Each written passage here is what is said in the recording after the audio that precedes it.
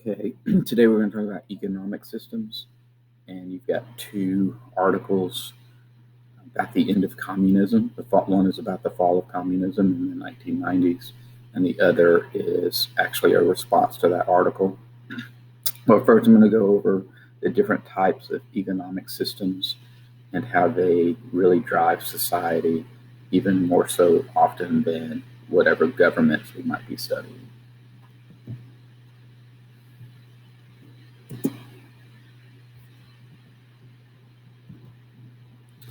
So there are six essential questions that we need to understand when we look at economic systems. These are the questions that really drive the matrix behind how you choose an economic system. And they are very simply, in a good economy, what kinds of things should be made. So an economic system is going to address what should be made, what kinds of things should be made. The better the economic system, the more appropriate it is in making the more appropriate things that its citizens actually need. But then who makes the decisions on what is being made? Do private industry, do government, do individuals get to make those decisions? And how many should be made? Again, is that it's something that's open to the market? The demand for a certain thing. These are decisions that need to be. These are questions that need to be decided.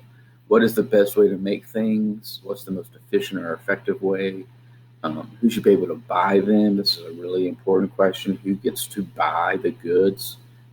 And then how do different countries in the real world answer these economic questions? Well, so obviously there is a government that's in charge, but then that government is going to address these questions in various ways, and in so doing, kind of set up the economic system that drives that country.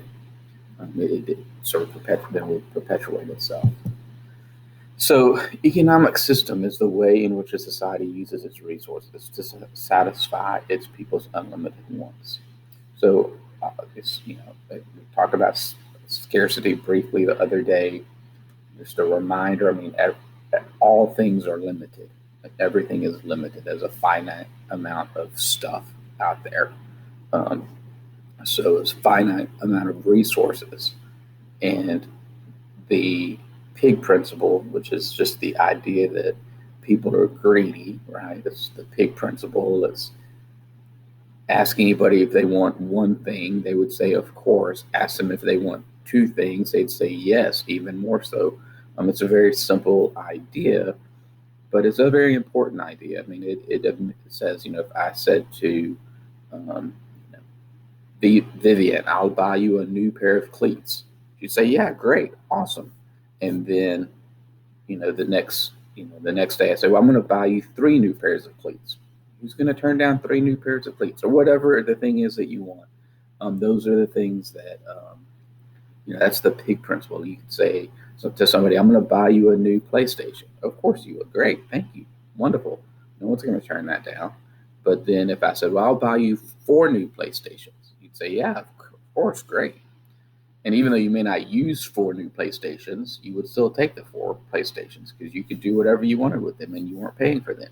So the pig principle is kind of illustrated in those examples. And when you have a limited amount of resources, it's a very dangerous idea because it opens up the floodgates for people hoarding things and accumulating a lot of resources that they don't necessarily need. There are three basic systems that we're going to look at today: traditional, command, and market economies. And they exist.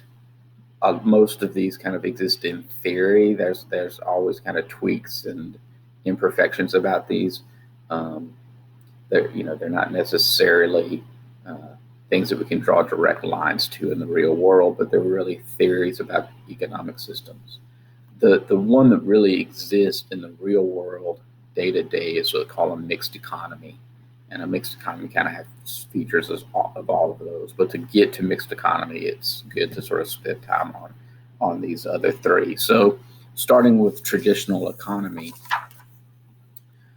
it's just very simple. It's in the name, right? It's traditional. It's run by families or tribes.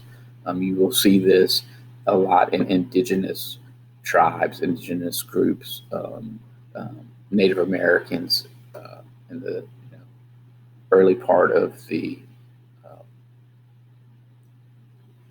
early part of history in North America. You'll see it in African tribes, and so you have indigenous groups who set up a system based on everyone having a set role, and you don't deviate from that. So if my family raises chickens, then my family raises chickens, and whether uh, Hayden wants to raise chickens or not is totally irrelevant to what's going on in our family.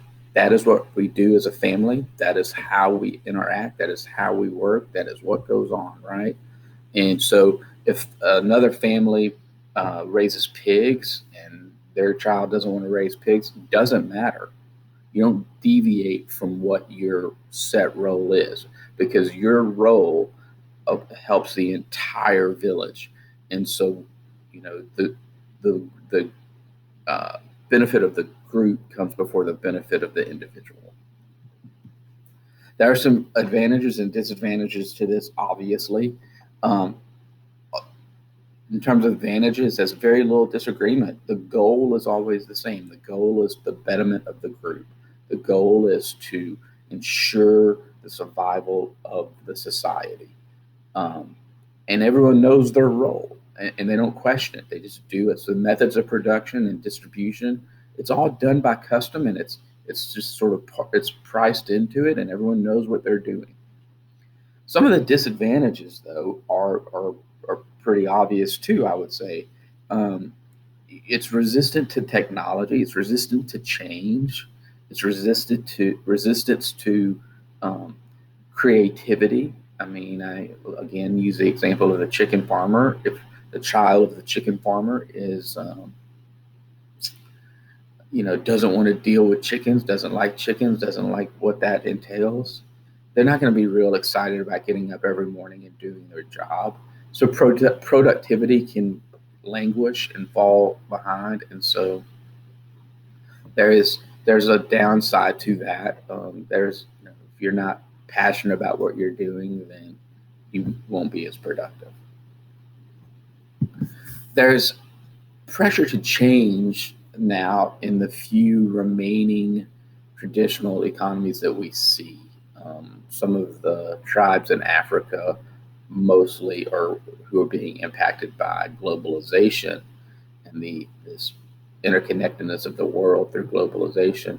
They're really feeling pressure to change because it's really now pretty impossible to exist without connections to technology, without seeing the outside world. So if you're that person who didn't want to be a chicken farmer and you're seeing YouTube videos of what you could do if you were a nurse, and you're like, I really want to be a nurse, then it makes it even harder for you to plug into the role that you've been assigned.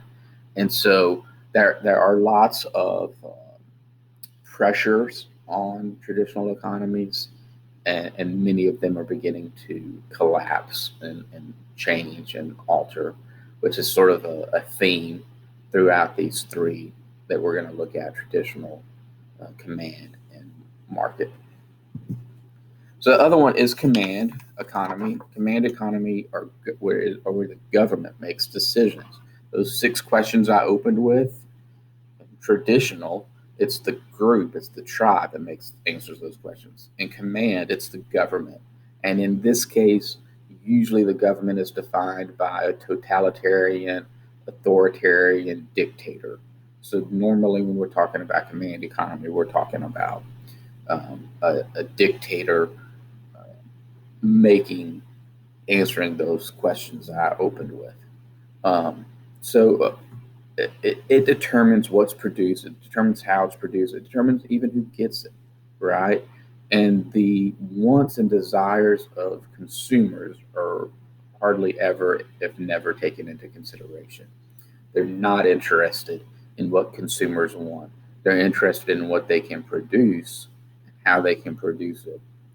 And if consumers want wheat bread, but the government's like, we're not making wheat bread because it requires this thing over here and we don't have it. We're just going to make white bread. The government just makes white bread. I mean, it's just that simple.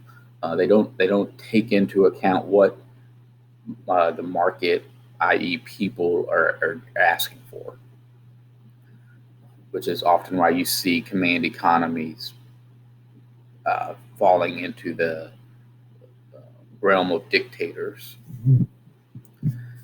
So they control the means of production, and it's important now to just hit quickly the means of production. So there are four parts of the means of production: that is land, labor, capital, and entrepreneurship. So each of those represent the different means of production, and to control all of that means that, and I'm just again we'll use bread as an example. In the command economy, the government is going to own the land. They're going to own the wheat that grows on the land. They're going to own the tractor that harvests the wheat. They're going to own the labor that planted and tended to the wheat. They're going to own the labor that harvested the wheat. They're going to then own the labor and the truck and the facilities that transported the wheat. And so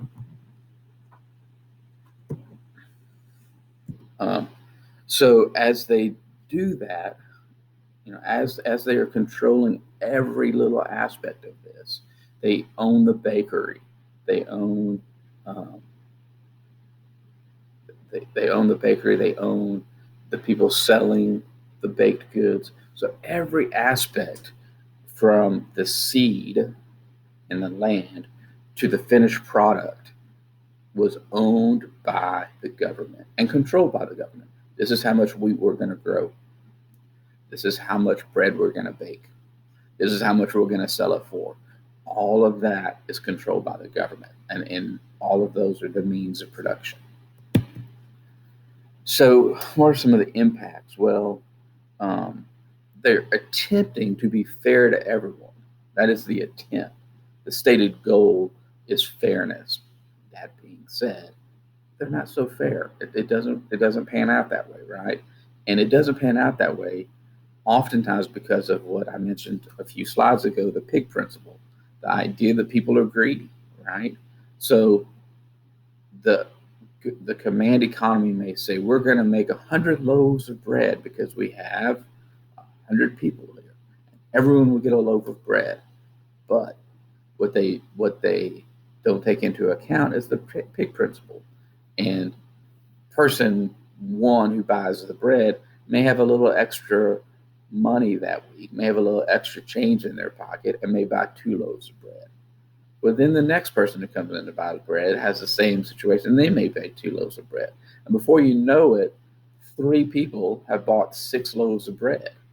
Well, if you've only made 100 loaves of bread for 100 people, you're already going to be short 3 loaves of bread, right? And if that continues exponentially more. And so you end up with the system not being fair.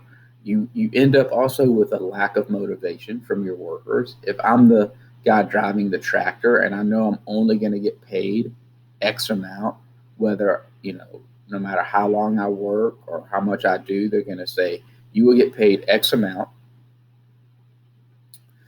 for, 50 barrels of wheat, or I don't even know what it's done, right? Well, I could do those 50 barrels in a day and get my money, or I could stretch it out to a week.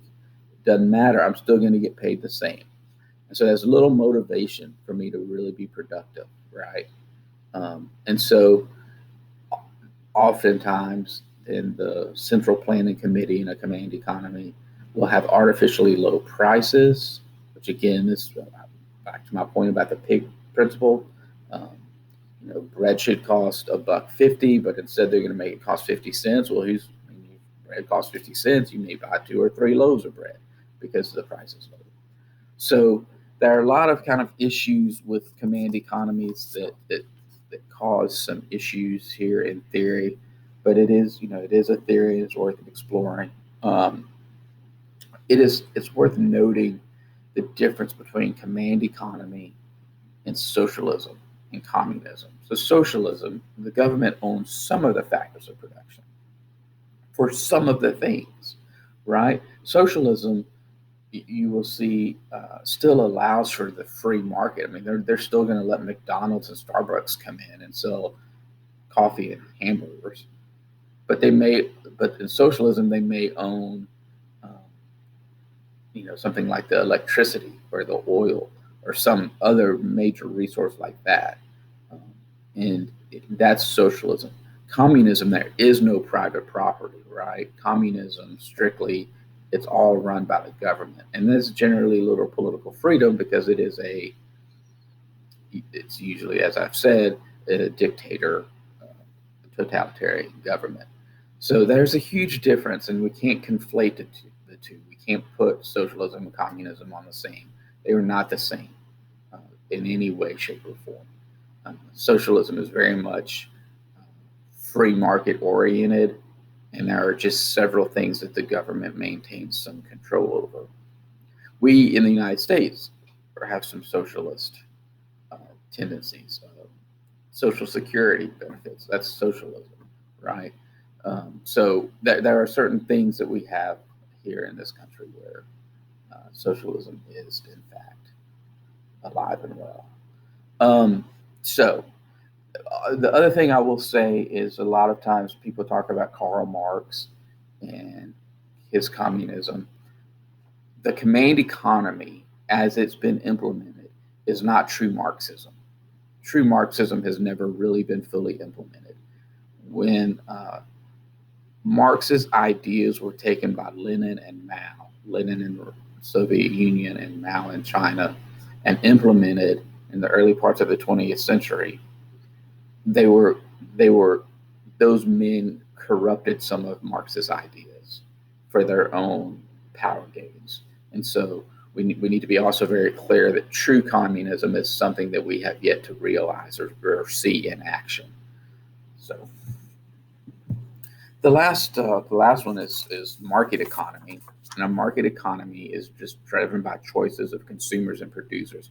So in other words, there is no government entity of any kind. There is no tribe or clan or group overseeing the transaction. It is consumers and it is producers. And so if a bunch of consumers said, we want highlighters, we want a lot of highlighters, this is what the demand for highlighters is, great, someone's going to produce highlighters, and there's always a give and take. A bunch of consumers say, we want pizza, we want a lot of pizza. There's going to be a group of people who produce pizza, and it's just kind of a give and take. It's like a dialogue between those two entities. So consumers spend money, they go into business, they sell their labor as they wish. Producers decide how to use the resource, they decide to make the most money. So, like, again, there's motivation here to make money. If I'm a producer and I'm making pizza, I'm going to want to sell that pizza for the most I can sell it for so that I can, in fact, make a living. Um, in the previous weeks, I had you read that about moral hazards. This again is where moral hazards come in, and fiduciary duty. The idea that we have to, as producers, we're going to try to avoid moral hazards and have some fiduciary respect for our clients. In other words, if I'm going to sell pizza, I'm going to sell it for enough money that I can make a living. But if I sell it for too much money, no one's going to buy my pizza. So that's kind of an attempt in market economies to find that balance, to find that sweet spot between making a profit and having a responsibility to treat your client with respect and have your client return. And you want, if I sell pizza, I want my client to come back as often as possible. So it's a mutually beneficial arrangement between consumer and producer. But it is essential in a market economy that you have private property rights. In other words, I mean, if you're going to have a market economy, people have to be able to own stuff. They have to be able to own resources. They have to be able to own a building with ovens, pizza oven in it, and be able to own the ingredients you need to make pizza. I mean, They've got to have those things um, at their disposal. They've got to be able to have private property rights, and those private property rights have to be protected by the government. Um, so that's really important, in that we think about how, when we think of even about our Bill of Rights and about how our government does protect private property, one of the reasons, if not the reason, is that it protects our economic system. It is essential that private property gets protected. Um, so again, I want to say this part here about buyers and sellers and their responsibility to one another. And again, this harkens back to the moral hazard article. Um, Buyers must be sure sellers have the right to sell products they offer, and sellers must be sure they will be paid for their products. If I'm selling pizza, I need to make sure that when a person buys my pizza, I will get paid for it, right? And when that happens, when I get paid for it, then I'm able to make more pizza and sell more pizza. And my customer is satisfied because she got pizza, which is what she wanted. And so that's just, again, mutual respect for one another, this mutual symbiotic relationship where the two work together. So this works in a market economy. That sort of relationship works when there is limited government involvement. Now, in a market economy, a true market economy, which does not exist in any country, as I've already alluded to, most countries have some kind of combination of all of this. But in a true free market economy, you would have limited government involvement. You'd have a very hands-off government. Government would not interfere with the economy really in any way. It would truly be consumers and producers. So when you think about this stage kind of regulations, and there are companies that are regulated by the government in this country, right? Um, an oil drilling company may have some regulations they have to abide by. In a free market economy, the business is going to regulate itself, if at all, and consumers can make a decision to shop and buy that oil or not buy that oil, depending on what they want to do. And so here in a true free market economy, you're looking at limited government involvement. You're looking at a market where it's truly driven by really highly informed consumers and highly motivated sellers. And that's the key to a true free market economy. That it is a voluntary exchange. So, there are certain things that again, in the real world, you are forced to buy, or you need to buy, or you have to buy. But in a true free market economy, it's going to be a voluntary exchange, right? So, in a market economy, most of the trade is exchange of product for money. I'm looking for a profit if I'm the seller, um, and I'm looking for uh, if I spend $10 making a pizza, then I need to sell it for at least $11, and preferably something more like $15, right? So again, just trying to see this relationship happening where sellers are trying to make a profit and consumers are buying things that they want just because they want those things. Um, in a truly free market economy, there is competition, which is really important. Um, so obviously, pizza is still a very good example for this. I mean, in Little Rock alone, there are dozens of pizza places because they're offering competition. And so, in a true free market economy, you have a lot of competition, right? You have 10 pizza places in your city because you have 10 different people trying to sell you pizza. And sometimes you want pizza A, and sometimes you want pizza B. As a consumer, you get to choose. And so, um, as having consumer sovereignty, having the ability to choose where I buy my pizza is great and works within a free market context. Then there's also in free market context, there is specialization, where people concentrate their efforts in an activity they do best, just to use and be the most efficient use of their resources. So again, pizza is something I do well. I'm going to be as efficient as I can with my resources, meaning I don't want to waste my cheese. Like, when I get the cheese in from the cheese dealer, I want to care for that cheese. I want to make sure the cheese stays refrigerated. I want to make sure that I'm only using the amount of cheese I need per pizza. You ever go to some places you can go, pizza places, where you can actually see them using like a measuring cup to scoop out um, the amount of cheese or sauce to put on your pizza, right? That's an efficient use of resources, right?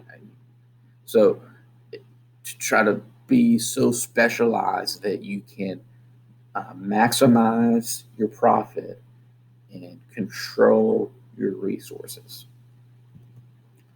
So let's talk a little bit about how that works in the marketplace. And it's something called circular flow. And in circular flow, it just will illustrate how interactions occur in the marketplace.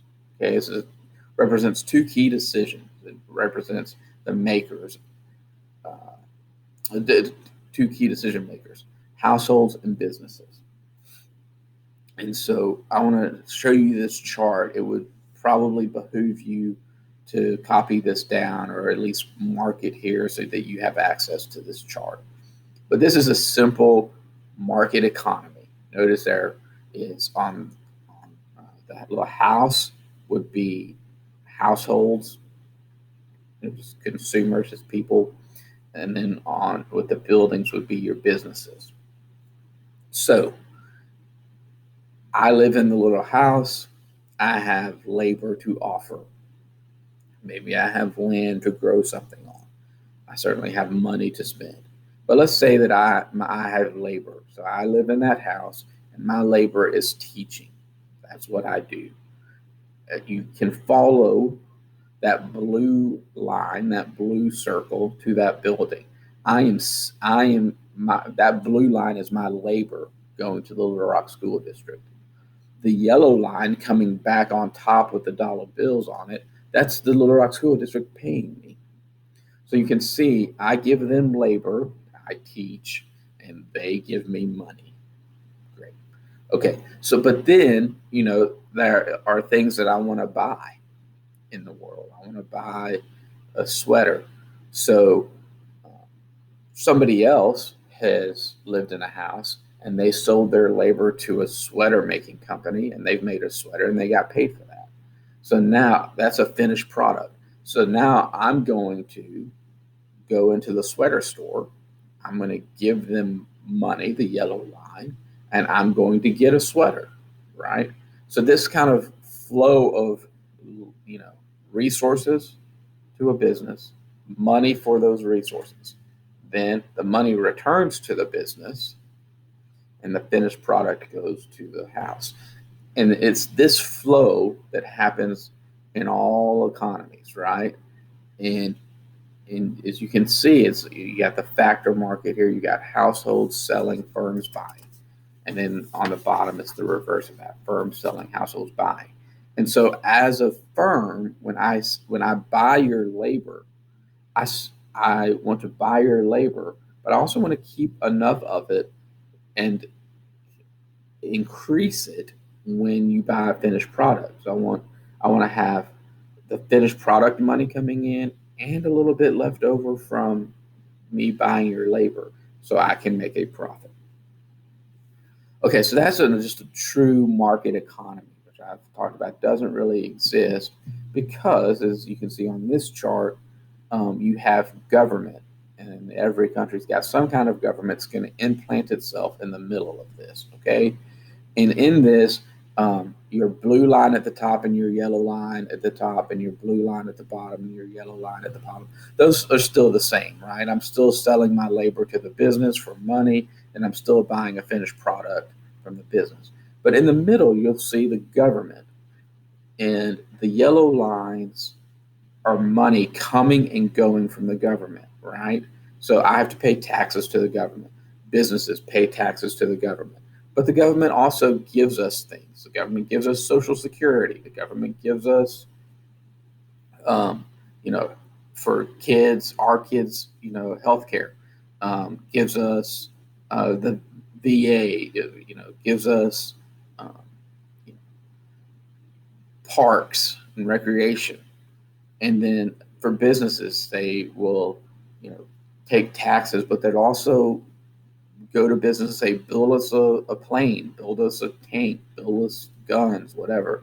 And so that's, you can sort of see, the money comes and goes and the products come and go at the bottom. So the government really does work on both sides of this, sending money to people and businesses, getting money from people and businesses, and getting resources from people and businesses, and sending resources to people and businesses. So it puts just another layer within this. So those are the circular flow models. You'll notice that this is the factor market, which was at the top, where it's about getting your land, labor, and capital to the business, and then the product market is about buying that finished product, that finished good that you want. So that is the circular flow model. It is certainly part of this economic systems and thinking about economic systems. So it's certainly important going forward. I want to talk now a little bit about market economies, advantages and disadvantages. So there are obviously some advantages to a market economy, and those market economy advantages really do open up individual choice. There's less government control, a lot of locally made decisions for local communities make the right decision for themselves. The profit motive kind of ensures that you're going to work hard and you're going to get what you deserve. It's hard. You're going to get what you deserve depending on how hard you work. Those are all advantages of a market economy. Some of the disadvantages, there is no way to provide public goods and services. I mean, who wants to provide in the private market? Who wants to provide a park, right? Who wants to provide a park? Well, nobody, because that's not a way you're going to make a profit, right? And so, public goods and services, there is no incentive to provide Social Security. There's no incentive to provide a GI Bill or something along those lines. And so, that becomes problematic in a true market economy when you've pulled government out of it. So, that thinking about that first circular flow model that I showed you a second ago, if there's no government in there, then you don't have parks, and you may not have health care, you may not have a GI Bill, you're not going to have Social Security. So these are kinds of problems in a true market economy. There is also no way to kind of regulate the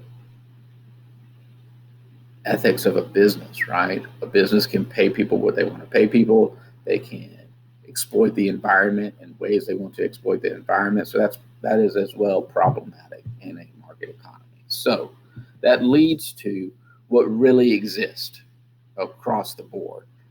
And they call them mixed economies because they are some mixing of the different elements of the three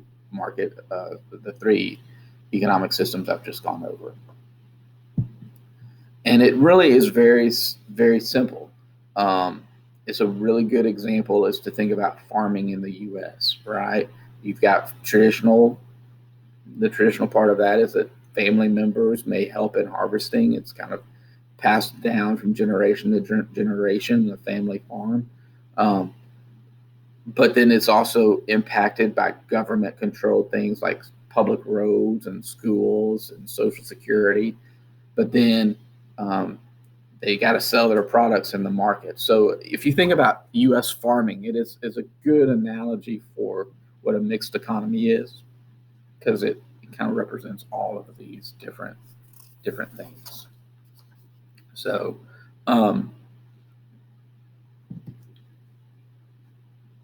in the modern economic world with these mixed economies and with globalization, it really is beginning to call into question how our economic systems work. And it's certainly worth thinking about how our economic systems work as we look and think about globalization and its impact, and we think about how we are dealing with other countries as family farms, as again to use that example, become more and more corporate. What does that mean? What's going to be the new role of government going forward? So I want to kind of end with what you're going to read tonight. So the two PDFs that you're going to read tonight are the first one's called The End of History by Francis Fukuyama. And in it, he talks about the fall and death of communism and how that has led to a new age. Now, he wrote this in 1991 when Eastern Europe and the communist countries that existed in Eastern Europe began to fall, and then the Soviet Union, Russia, fell. And so he's like, oh, this is it. So, the command economies, as much as they were command economies, fell, and the market economies, those countries that leaned more heavily towards a market economy, were winning the day. And he talks about how that's going to lead to a new era of history, right? And again, if you're doing the reading and you're keeping up, the Thomas Friedman book that you read is also kind of written about the same time. It's sort of the same idea, right? But for Fukuyama, he's really approaching it as command economies have failed, market economies are going to have won, and are going to continue to develop, and the world is going to be better for it. About 20-something years later, Alexander Lee wrote a response to The End of History, saying, dude, you are wrong. You are wrong because now it's 2021 and Russia and China are really strong, and they lean more towards the command economies. As I've said, everything is a mixed economy, but you can certainly lean one way or the other. And so it's a conversation. Granted, it's a 20-year gap in the conversation, but these two articles speak to each other. They address each other. And so kind of thinking about as you read these articles, what incentives drive us? What do we think about, and not us specifically U.S. citizens, but globally as people? What do we want? What are we trying to get? And you're going to have a discussion, class discussion thread I've posted there for the assignment, where you're going to put a prompt.